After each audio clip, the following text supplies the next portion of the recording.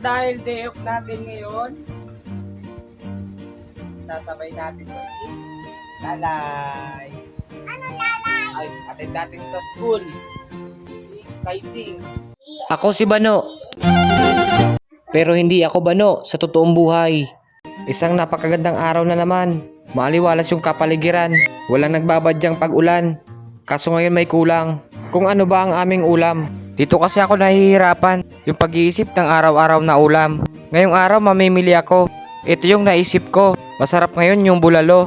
Mapapagastos na naman ako. Ang mahal na kasi ng bilihin dito. Ituturo ko din sa inyo kung paano ko to linuluto. Para naman maraming matuto. Kasi puro na lang lulo. Matagal-tagal ko na rin itong hindi naluluto. Lagi na lang kasi pangako. Pero lagi naman to napapako. Maghahanap tayo ng ulam ngayon. Muna tayo na San Jose. Ngayon itutuloy ko na yung pinangako ko. Alam ko mapapagastos ako. Pero sulit naman pag ito inaluto. Pumunta pala ako sa sentro ng San Jose para maghanap ng mais. Ito kasi yung pangunahing ingredients. May mais? Mais? Ha? Mais? Ayun, maganda ko din. Mabakal ako. Duwang mais. So, is this so. May kala na. Ang pero nito yung saro ka na eh. 95. Duwa. Bumili pala ako ng mais. Tapos, okra. Ito yung pangsasawag natin sa kari natin. Pero, tanghalian hanggang gabi na to. Inaabot na to ng gabi para makatipid tayo. Ito din kasi yung isa kong dahilan. Kasi yung binili ko hanggang gabihan na. Para isahan na lang gastusan. Magtitipid kasi ako kasi malayo pa yung katapusan. Maghanap tayo ng karne. Baka yung bibili natin. Ito yung isang parang ko para magtipid. Kahit papano nakakakain kami ng masarap. Pag-usapang pera kasi, medyo mahirap hanapin dito sa probinsya namin. Ang dami kasi ditong bayarin at gastusin. Alam kong hindi lang ako nakakaranas nito. Halos lahat naman siguro dito. Kahit siguro anong sipag mo dito sa probinsya namin. Maliit talaga yung kikitain namin dito. Pero sa akin okay na to. Kahit papano nakakakain tayo. Minsan din pumapasok sa isipan ko. Bakit kaya ang liit ang sahod dito? Mas tumasaas na nga yung bilihin. Uhugasan na natin yung karne natin na binili. Paano na kaya yung mga anak natin sa darating na panahon? Siguro mas tataas pa yung mga bilihin. Mas marami pang maghihirap kung magpapatuloy pa to. Siguro kahit anong sipag mo dito, 100 lang to. hindi ka na talaga aasenso. Andito na pala ako. Hinihiwa ko na yung repolyo. Hihiwain na rin natin yung okra. Ang dami kasing sangkap. Sana mapasarap. Ganito kasi ako magluto. Ito na yung mais. Hihiwain natin sa 3 yan. Alam kong minsan lang yung gastos nito. Kasi bukas hindi na tayo makakapagluto. Minsan lang kasi magkaroon ng time.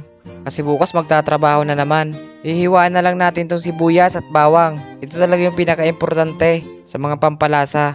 Alam nyo ba, simula bata ako marunong na ako magluto. Tinuruan kasi ako ng mga magulang ko kung paano ako matuto. Dapat yung kanin mo perfecto yung pagkakaluto. Para kahit paano hindi ka mapalo. Palo talaga yung nagpapatanda sa akin. Siguro dito na ako natuto kung paano magiging maayos yung buhay ko. Hiwain na pala natin yung gabi. Siyempre hindi sapat yan. Kailangan natin hugasan. Maganda naman pala tong prosesong to. Medyo kasi nakakaloko. Ang dami ko kasing hugas dito. 4 na beses ko pala to hinuhugasan. Kasi magluluto ka na nga lang, dapat yung malinis na. O baka maisipan nyo kung anong lulutuin ko sa sunod na video. Pa-comment na lang sa baba. Okay, tapos na tayo. Hugasan. Lagay na natin sa kaldero. Hugasan muna natin yung kaldero. Lagyan natin ng tubig. Dinagay ko na pala dito yung karne. Sabay na natin yung bawang sibuyas. Lagyan na natin konting asin.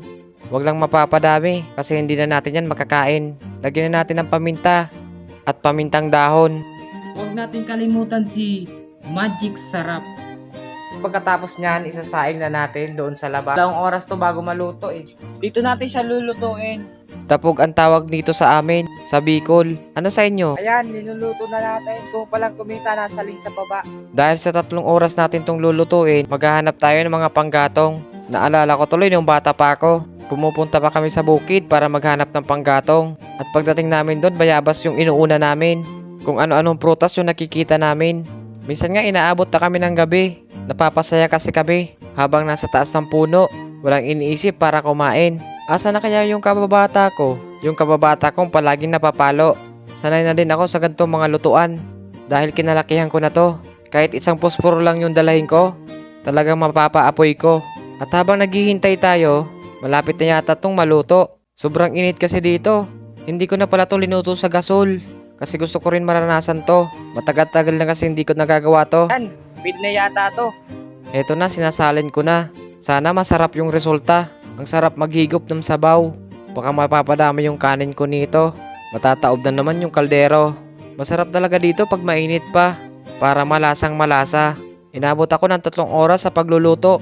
Mais talaga yung nagpapalasa dito. Sana sa susunod na luto ko, sana manood ulit kayo. At ito na yung bagong luto ko.